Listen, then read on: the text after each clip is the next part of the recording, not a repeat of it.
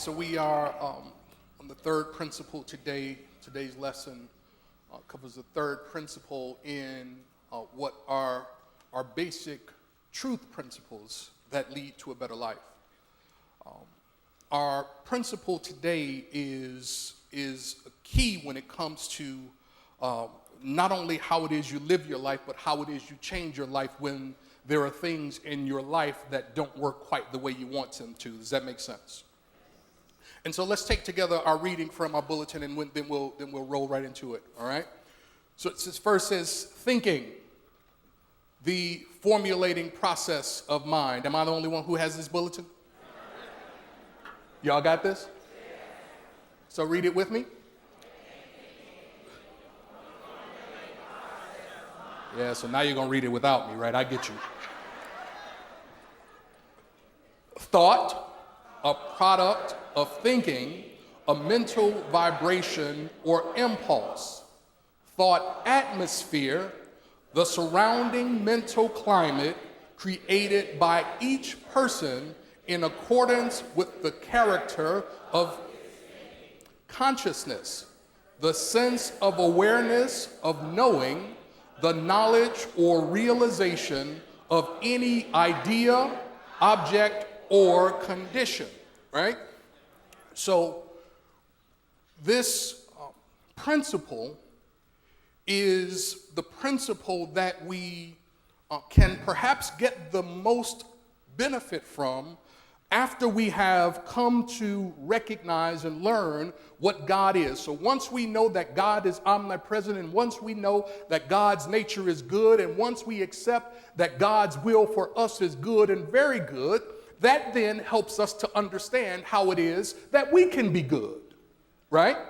And so if God's will for me is good, then by right of divine creation, by right of divine inheritance, by right of divine design, then I am good or divine, right? So the first basic truth principle is the omnipresence of God. The second basic truth principle is the divinity of man. So the first principle reminds me of who and what God is. The second principle reminds me, Nisi, of who and what I am. But it is this third principle that gives me the ability to determine what my life will be. Are you with me? And so when we look at this principle today, we want to start with this reminder, right? That we are threefold beings. We are threefold beings. We are very good. We are threefold beings. We are spirit, soul, and body. Spiritually, we are made in the image and after the likeness of God. Spiritually, we have no choice in how it is we are made, for we are made after the image likeness of the Father. And we're reminded in the Gospel of John that God is spirit. Yeah? And so if God is spirit and we are made in that image and likeness, then we are spirit. Because we are spirit, and because we are not limited to the things we say or the things we think or the things we do in relation to how we are made, then we are divine. And then our divinity is intended to be expressed through how we use the value and power of our thought. And so then, each of us has the innate ability to create our world by the thoughts we think. I'm a threefold being. I'm spirit, soul, body. Spiritually, I'm made in the image and likeness of God. At the soul level, I have a soul, and that soul is always evolving, always expanding. And my soul expresses through my body, just like your soul expresses through yours. You see a soul that does not have a body, you pay attention. But today I want to share some things with you to help you pay attention to what you pay attention to. You with me? I want to share some things that will just remind you of some things, and then I want to make sure that you leave here with these three major levers or three major keys that give you the ability to use your thinking in a way that can transform your life instantly. Are you with that? So then as we unpack our lesson today, we start with this. When it comes to the value and power of thought, or when it comes to our ability to think, when it comes to this formulating process of mind, or when it comes to this thought that becomes the product of our thinking, we can never overlook what we pay attention to. See, what I pay attention to is what is being formed through the process by which my mind works. So then you, I, all of us here are creating our experience. We're creating our life, world, and affairs by what we focus on. Now, this may be unsettling for some of you. This may be empowering for some of you. But I want you to be able to get it, because if what you have been paying attention to is not working for you, if you will simply pay attention to the right thing, you can get the right thing working for you. See, the law is no respecter of person. It will rain on the just and the unjust. It will enact gravity on the saint and the not so saintly. It simply works because that's its nature. So then it doesn't matter what I think about myself. What I think about myself is the only thing that matters. Are you with me? And if I change my consciousness, I can change my experiences, and I can do it instantly. Anybody up for instant transformation? So let me say this to you and put this in your notes. Your personal welfare begins with what you pay attention to. Your personal welfare begins with what you pay attention to. Those things that you have in your life have their inception in your mind. And by thinking, you are either adding to your good, or you're interfering with how the good flows in your life, world, and affairs. Eric Butterworth said this. He said, negative thoughts of fear and worry deplete our response to good as much as inflation erodes the value of a dollar. He says, and your positive, optimistic thoughts add to your good more dramatically than compound interest can increase your bank account.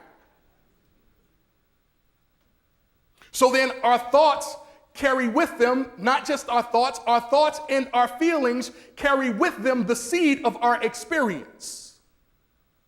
This is a book that had a really, really wonderful title. It says, I am always my own experience. Why? Because I am always paying attention to something that is indicating to the creative force that this is what I want in my life. If it's not working for you, then you have the responsibility to pay attention to what works for you. Does that make sense? So every thought that I have and every feeling that I have carries within it the seed of creation that is forming my reality. Let me say it to you this way. I'm creating my world by what I think and feel.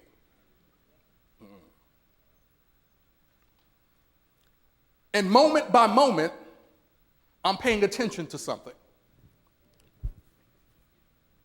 Moment by moment, I am choosing what I will pay attention to. Moment by moment, I am giving my attention to the creative formation, and I am telling the creative power that works in me that this is what I want. So if I really want to help you get to a granular level to realize that there is no moment in which your impressions are not shaping substance and beginning to pull to you experiences that you may or may not want. Are you still with me?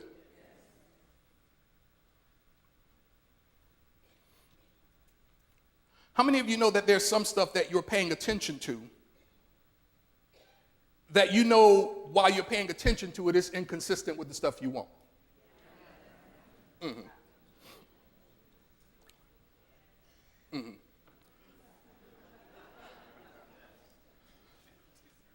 Let me tell you why that's important. Because, Don, we live in a world of infinite possibilities. Say infinite possibilities.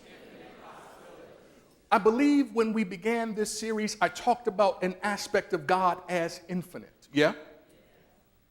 And because we live in a world of infinite possibilities, and because we spring forth from an infinite God, we use the power to create infinity to bring infinity into limitation. But we do it in very simple and subtle ways, Sonia, by just what we pay attention to, what we focus on. And whenever I focus on something that is inconsistent with what I say I want, my words are overruled by what I pay attention to. And so I can pray out loud and pay attention in silence. And what I pay attention to in silence will overrule the words. So then I have to be able to shift what I am paying attention to if what I'm paying attention to is not working for me. And it works for all of us. Beyonce is choosing what she pays attention to. Jay-Z is choosing what he pays attention to. Oprah is choosing what she pays attention to. Don Jackson is choosing what he pays attention to. You choosing what you pay attention to. I'm choosing what I pay attention to. The cat on the corner is choosing what he pays attention to. The woman who can't get a good date is choosing what she pays attention to. I just want to be 1,000 with you. If I can keep it a buck, we can probably get somewhere. Because we are all choosing what we pay attention to, and it's working for all of us irrespective of where we are. It simply works. Are you with me? So then, if what I pay attention to is producing what I have, how can I pay attention to what I'm paying attention to so that what I pay attention to profits me? Do you get that? So let's then see what it is we can do to pay attention. And I want to look at this through the eyes of the prodigal son. I like the prodigal son. He's one of my favorite imperfect teachers. The prodigal son, for those of you who are not familiar with the story, he is the younger of two sons. And as the younger of two sons, he has been focusing on what is his divine inheritance. Now, what I want you to know about the prodigal son is that while he was the younger son, he was also incredibly gifted. Say incredibly gifted. And out of his giftedness and out of his insight and out of his ability to pay attention to what he wanted, he realized that the father had something that was his by right of divine consciousness. Are you with me? And so what the prodigal son decided to do was he decided to say to his father, he said, look, Dad, I am ready to spread my wings and fly. I'm ready to experience what life is like outside of your kingdom. I'm ready to just find out what life has in store for me. But in order to do it, I need you to give me what is mine. And so the father, being a loving father, said to his son, I'm going to cut your piece of the pie off, and you can have it. Now, because the prodigal son knew what he wanted, and because he focused his attention on the inheritance that was his, he got what was coming to him. But here is where the prodigal son's experience takes a little bit of a turn. Because there's one thing to pay attention at one level when you receive it. It's a whole nother thing to pay attention at a level of what you have to do when you get it. See, sometimes, Doc, we pray for stuff, we want stuff, we think about stuff that we see other people with, and because they have it, we think we want it too. But until you walk the mile in the shoes, you don't know what it took for them to have what they have. Are you with me? And so the prodigal son decides that he will take what is his portion of the inheritance, that which he has been focused on, and he will use it. But because the prodigal son was not quite in tune with what to do with what he had, it was not long before what he had was being wasted. See, if you do not recognize the power, the creative power that exists in the way you think, you will spend your time thinking about stuff that profits you nothing. And when the no profit shows up, you will tap your pockets and your pockets will be empty because what you have been paying attention to does not get you what you want.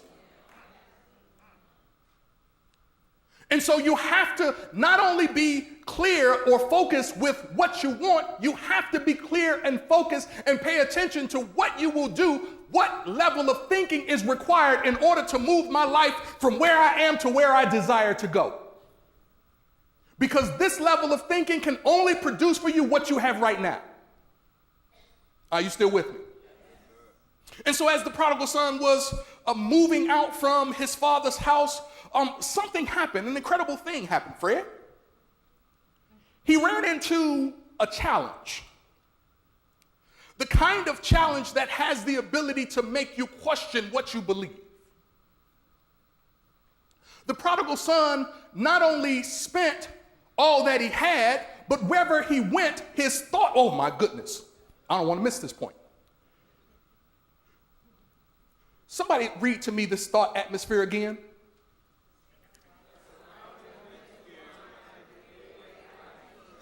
Oh my goodness. Thought atmosphere, the surrounding mental climate created by each person in accordance with the character of his thinking. So watch this. If his thinking was limited in his father's house, the climate of his thinking was not going to be different just because he was out in the world. See, what happened when he got it out in the world was that the safety of his father's house, his prayer, his meditation, his sitting in the silence, the things that kept him grounded were no longer there. And so it was the dominant thought atmosphere that he walked into. My goodness, I'm telling somebody something. See, because for some of us, we are walking into atmospheres that we believe are at one level, but they're actually at a different level, and we don't know that we have sent the atmosphere out to greet us. But the only thing, Sonia, that can ever come to you is that which is yours by right of consciousness. So don't pray for God to give you something. Pray that your mind be changed so that your consciousness can attract to you what is yours by right. See, when you have a thing by right of consciousness, no one can take it from you. See, you can't take the love from me that I have for myself. I love myself. There's nothing you can do about that. Nobody can take that from me, Helen. Because it is the thought atmosphere that I send before me. And so whether I stay in Chicago or move to South Beach or move to the Amalfi Coast, I'm going to meet love. Are you with me? And so what the prodigal son did when he was off his base, oh my goodness, this is good right here. And I don't want to go too far because it's next week, right? Prayer, meditation, and sitting in the silence, that's next week, right? Those things that you experience with the Father, I don't want to go too far, but I do want you to know that whenever you realize that you are a thinking being, you don't ever want to get outside of the spiritual thinking that grounds you as you move in the world. And so when he moves out, the atmosphere has changed for the worse. Because the thinking that got him his inheritance was not sufficient for what he hadn't planned for. And so we see the prodigal son now having to redirect his focus once he finds himself living among the pigs and he's serving pigs. And as he's serving these pigs, something amazing happens to him. Rev, he comes to himself. He has this moment where he is, because of what is in him, he reminds himself that he can shift his focus. And so he shifts his focus. Say, shift your focus. How do you shift your focus? One of the things that you have to do, put this in your notes, you have to prioritize what you pay attention to. How do you shift your focus? You prioritize what you pay attention to. I want to challenge you. Listen, if you can get this from me today, I want to challenge you to only pay attention to those things and people that are consistent with where it is you say you want to go and what it is you say you want to experience. I want to challenge you right now to prioritize, because it's possible that there are some swine-like thoughts that are keeping you in a thought atmosphere that is beneath where you ought to be. See, he's not with the swine by chance. He's with the swine because of his thought atmosphere.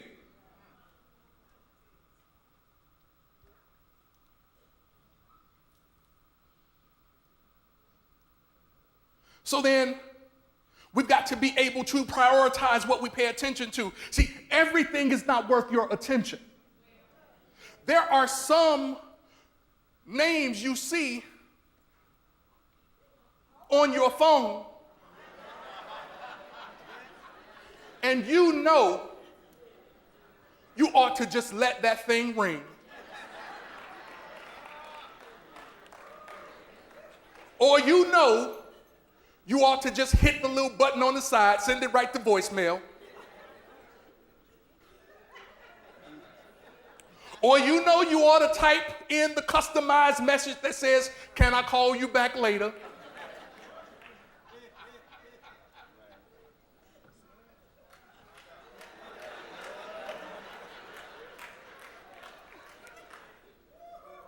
Hello?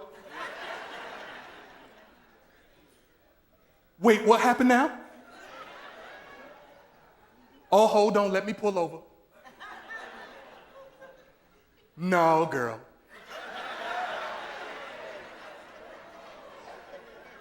For real?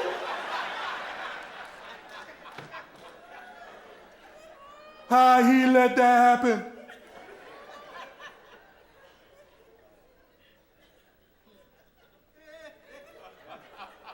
You have to ask yourself, is that a priority? And where it is you're trying to get to in demonstrating what you're supposed to demonstrate. Let me just drop it. Can I be 1,000? Can I be real plain with it? See, if the conversation does not facilitate the flow of health in you, then send it to voicemail. If the conversation is not about how you increase your prosperity and walk in your abundance, then send it to voicemail. If the conversation has nothing to do with how you write your relationships instead of talking about your relationships, then send it to voicemail. There are some things that are not worth your attention, because your attention is not just attention, it's creative. Imagine God saying, "Let us make based upon the stuff they're paying attention to." Because if I'm not mistaken, in the creative process, there is some focus on a particular thing, and that particular thing becomes manifest. So how do you pay attention? How do you do it? You have to be able to decrease all non-essential distractions. Put that in your notes. Decrease all non-essential distractions.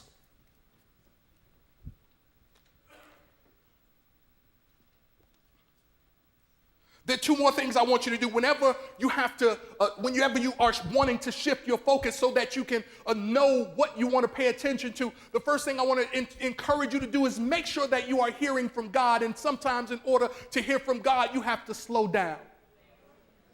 You have to slow down. Sometimes in order to hear clearly from God, you have to slow down. For many of us, we have to slow down, or we have to prepare for impact. And so I want to invite you to just slow down before you crash, before your life crashes into something. The second thing is to just quiet yourself so that you can comprehend and understand the idea that is being given to you. See, every idea is not intended for you to move on in that moment. If there is no such thing as undemonstrated understanding, if you don't understand the inspiration, you can't manifest it. So you need to be able to manifest it. Are you with me? So the first thing you have to do is you have to understand what it is you're paying attention to. The second thing is you have to determine what the thing means. You have to determine what the thing means. See, sometimes I believe we miss that, that when we are directing thought, we are also constructing meaning. And whenever you make a thing mean a thing, out of your thought atmosphere, there is some feeling that resonates with what you think a thing means. Let me say it to you this way. You walk past somebody that you respect, that you adore, that you have some level of appreciation for. And if in the passing they don't speak to you, what do you make that mean? Do you make it mean that they're ignoring you? Do you make it mean that you're not worthy of their speaking? Do you make it mean that they think less of you? What do you make it mean? Because what you make it mean will also be what you tell yourself to feel about it.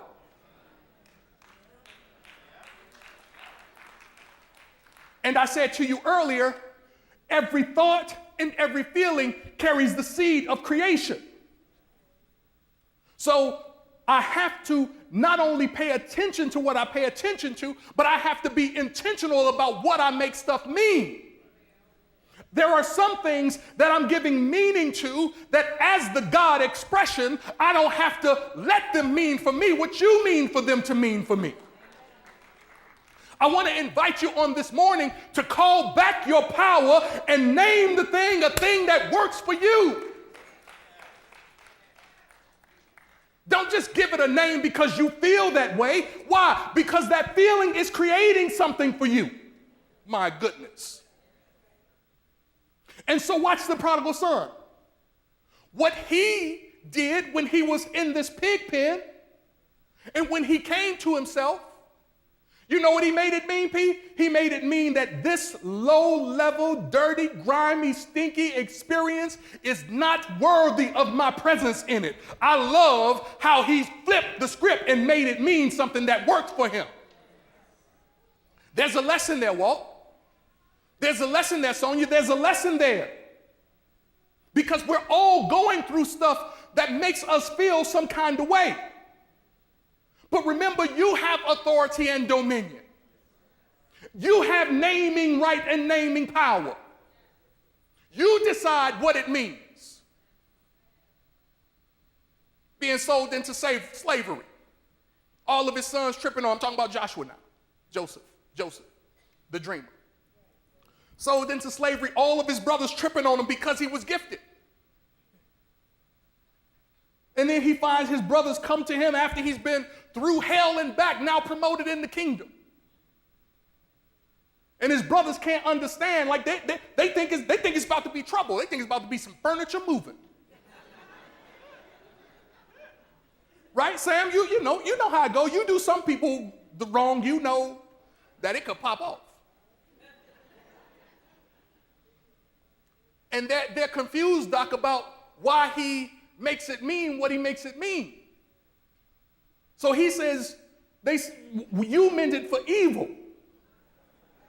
but God meant it for good. I want to invite you to invite yourself up into flipping that thing to make it mean that God means it for your good. Are you with me? So you've got to realize that you're making it mean something. You got to realize that you're making it mean something. Now watch this. Watch this just quickly here. Just quickly. Came across this statistic. It said 95% of people have no genetic reason for disease, anger, hatred, hurt, or any other malady. 95% of people basically, Doc, have no reason to be experiencing this. No genetic reason. So if there is no genetic reason, where is the cause coming from? Oh my goodness.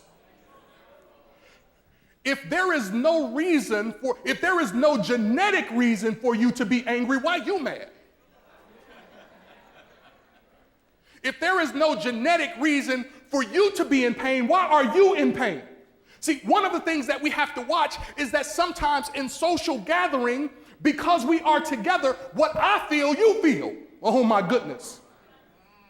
So you have to be careful about picking up somebody's feeling just because you're in their vibration.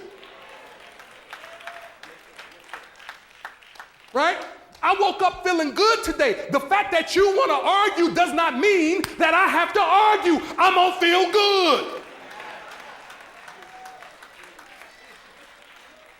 Because you don't create my thought atmosphere, I create my thought atmosphere and I determine what it means to me. I don't have time to sit and argue with you about little silly stuff.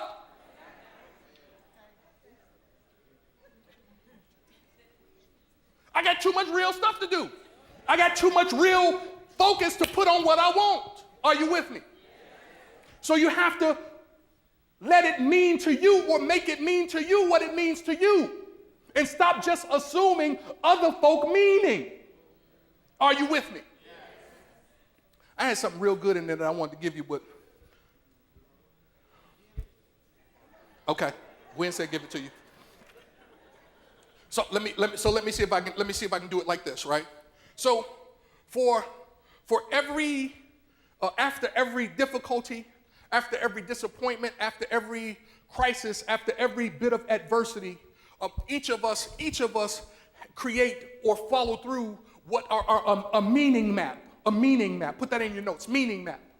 So each of us, after adversity, after difficulty, after disappointment, each of us give meaning to a particular path by which we will move based upon what we've been through. Right? And so there are three particular paths that exist as possibility of what we will make a thing mean when we decide what we're going to do. The first path is to simply stay where we are, to settle for where we are, and to do nothing. What I like about the prodigal son is that he did not settle for where he was. He did not decide to do nothing. He did not make the experience mean that he could not move. The second thing that many people do when they run into difficulty or disappointment is they spiral into a more deeper funk. It's the person that you call and you know that they know truth and you remind them about the truth that they know, but they have a difficult time getting out of the rut that they're in. Maybe it's you. I hope not. They call this learned unhappiness. Right? You have to be really careful about hanging out with people who are only happy when you're sad. Because if we're not careful, Fred, their learned unhappiness will be the lesson and the feeling that we take away every time we're with them. Can I be 1,000? So there are just some people, when you leave their presence, you feel worse.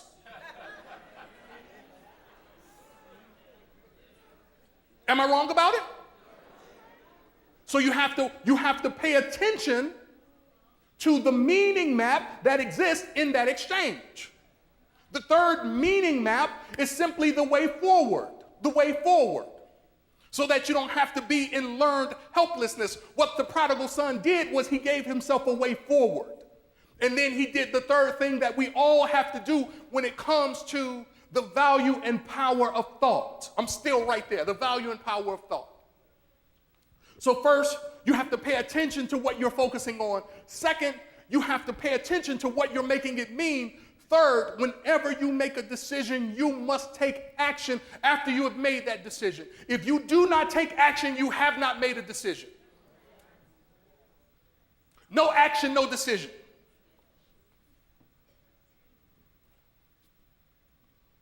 See, the difference between thought and manifestation is action. And when we take no action, the idea will stay limited to the brain cell that it was implanted in. And so even though we're praying for increase and expansion, if we take no action, God can only do through us or for us what God can do through us. God is always moving you to action. I keep hearing myself say this. I think I'm talking to me. You know me. Right? So what do we do next? Here is how you know when it's time to take action. Here's how you know. Put this in your notes. You know it's time to take action when, one, you know what you want to do. It's time to take action. If you know what you want to do, it's time to take action. You know it's time to take action when you've made a decision to do it. Now, when it comes to a step, listen, when it comes to action, you don't have to eat the whole elephant at one time. When it comes to action, you don't have to take over the industry after your first meeting. You don't have to graduate from college after your first semester. You don't have to try to win the game in the first quarter, coach. It's probably not going to happen. So if you will give yourself the liberty of action through one small step. See, you don't have to do the whole thing just because you can see the whole thing, but just take one small step. If you will take one small step, what you will see is that it slowly but surely moves you from where you were to where you are headed to. But you've got to be willing to take the one small step. And here is the beautiful thing. Once you get comfortable taking one small step, you can take a little bit larger step. Because all you need to do is get yourself some momentum. And as you get yourself some momentum, you don't have to step. It's not too long before the momentum is moving you. Are you with me? But there is no momentum if you don't take a first step. And some of us are frustrated because we're at the stage of no step, no action. And so I just want to encourage you today that God does answer prayer. I want to encourage you today because God does respond to our faith. I want to encourage you today because God is a great God. But I should let you know that God is waiting on you to take some action. God bless you.